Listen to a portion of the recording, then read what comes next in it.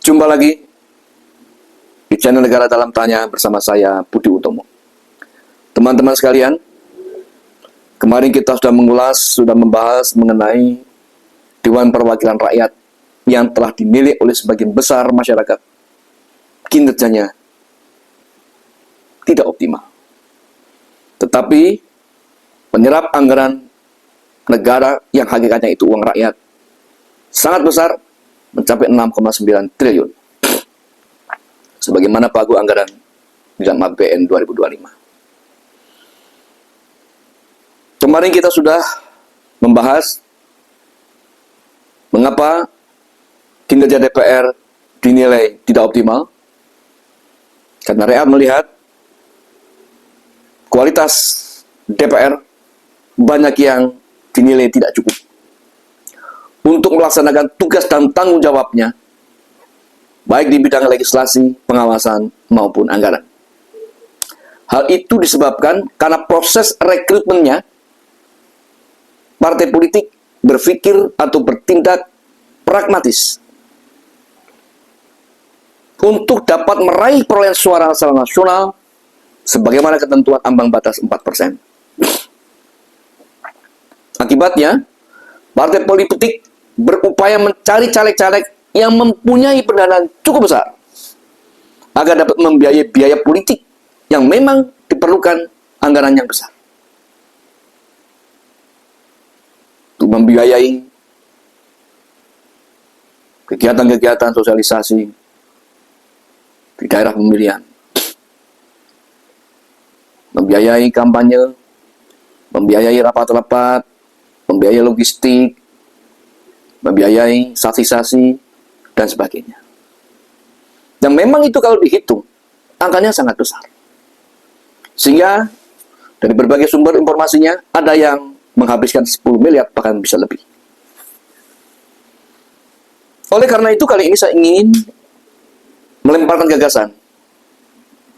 Bagaimana caranya agar biaya politik untuk pemilihan anggota DPR tidak memerlukan biaya yang sangat besar itu. Menurut saya, salah satunya adalah dihapuskannya daerah pemilihan. Argumentasinya, pertama, Dewan Perwakilan Rakyat itu adalah mindset dan pola pikirnya sifatnya nasional. Tidak ada relevansinya antara daerah pemilihan yang mungkin hanya terdiri dari 3-4 kabupaten dengan yang nanti akan mereka lakukan, akan mereka kerjakan, akan mereka laksanakan. Setiap anggota DPR terpilih harus orientasinya berpikir kepentingan nasional, tidak berpikir sempit. Hanya mendengarkan atau menjalankan aspirasi masyarakat atau rakyat di daerah pemilihannya masing-masing, yang mungkin 3 atau 4 kabupaten. Ketika anggota DPR berpikir merumuskan sebuah kebijakan, produk undang-undang, mindsetnya kepentingan nasional, bukan terkotak atau sempit sesuai dengan aspirasi dari masyarakat di daerah pemilihannya.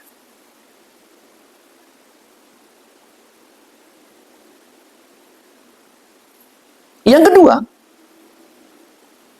kalau daerah pemilihan ini tidak ada, dihapus, maka secara otomatis anggota DPR yang terpilih tidak memerlukan lagi reses. Seperti yang sekarang terjadi. Reses kembali mendengarkan aspirasi masyarakat atau rakyat di daerah pemilihan masing-masing. Untuk apa? Kerangka berpikirnya harus nasional. Padahal anggaran untuk reses DPR tahun 2025 2,4 triliun. Saya ulangi, 2,4 triliun. Sehingga kalau daerah pemilihan itu dihapuskan, tidak perlu lagi anggaran untuk reses. Yang ketiga, kalau daerah pemilihan itu dihapuskan secara otomatis, setiap caleg DPR cukup mengeluarkan biaya yang sangat minimalis. Tidak perlu lagi membentuk korlap-korlap, tidak perlu sosialisasi ke lapangan, tidak perlu logistik, biaya kampanye, membiayai saksi, dan sebagainya. Dan yang paling penting, tidak diperlukan harus bertarung dengan sesama caleg, baik antar partai maupun antar caleg di partai masing-masing. Mengapa? Karena begitu luasnya wilayah daerah pemilihan se-Indonesia. Dengan dihapuskan daerah pemilihan, maka daerah pemilihan untuk anggota DPR ya seluruh wilayah Republik Indonesia itu. Apalagi sekarang eranya era digital. Anggota DPR bisa mempromosikan dirinya sendiri untuk dapat dikenal oleh publik cukup dengan media sosial. Lewat YouTube, Instagram, TikTok, dan sebagainya. Teman-teman, menurut saya penghapusan daerah pemilihan ini mempunyai dampak yang signifikan terhadap biaya politik yang harus ditanggung oleh setiap calon anggota DPR. Dan juga punya korelasi langsung terhadap anggaran DPR, yaitu anggaran untuk reses. Kita akan membahas topik berikutnya.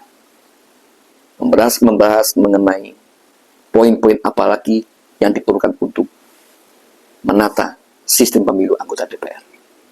Saya menunggu pendapat dan komentar teman-teman mengenai umpan pikir yang tadi saya sampaikan, yaitu perlunya penghapusan daerah pemilihan, baik untuk anggota DPR, anggota DPRD, maupun pemilihan anggota DPRD kabupaten kota.